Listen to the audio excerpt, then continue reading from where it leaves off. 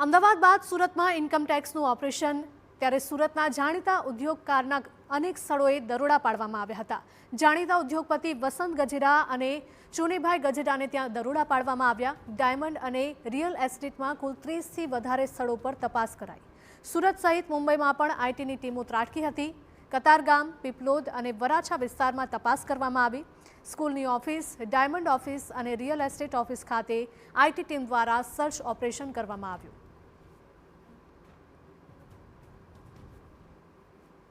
Gujarat IT વિભાગની અલગ અલગ ટીમો દ્વારા આજે સુરતના જાણીતા ઉદ્યોગપતિ જે છે તેમના જે અલગ અલગ જે ધંધાકીય સ્થળો છે ત્યાં જે છે આઈટી વિભાગની ટીમ છે તે રેડ કરવામાં આવી છે। જોઈ શકાય છે સુરતના જાણીતા ઉદ્યોગપતિ જે ગજેરા જે બંધુ છે તેમના જે ધંધાકીય સ્થળ જે સ્કૂલો છે, જે બિલ્ડર લોબીની જે ઓફિસો છે, જે તમામ જગ્યાએ જે સર્ચિંગની જે કામગીરી છે તે અત્યારે કરવામાં આવી રહી છે। જોઈ શકાય છે પોલીસ સિક્યુરિટી સાથે આઈટી વિભાગની અલગ અલગ 25 જેટલી જે ટીમો છે કતારગામ, પીપલોદ, ડભોલી, વરાછા વિસ્તારમાં જે ડાયમંડ સાથે સંકળાયેલા, રિયલ એસ્ટેટ સાથે સંકળાયેલી આ જે ગજેરા બંધુઓની અલગ અલગ જે રહેણાંક જે વિસ્તારો છે, ભાગીદારો છે તેમના ત્યાં ટીમ જે સર્ચ કરવામાં આવી રહી છે। વહેલી સવારે આ જે માહિતીના આધારે અલગ અલગ આઈટી વિભાગના જે અધિકારીઓ છે તે સર્ચની કામગીરી છે। અત્યારે લક્ષ્મી ડાયમંડની અંદર પણ આઈટી વિભાગના જે અધિકારીઓ છે તે પહોંચ્યા છે અને સર્ચિંગની જે કામગીરી છે તે કરવામાં આવી રહી છે।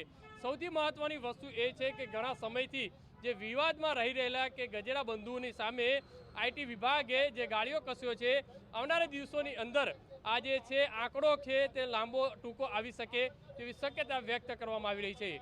કેમેરામેન સંજય ચંડલ સાથે બલદેવ સુથાર, TV9 સુરત।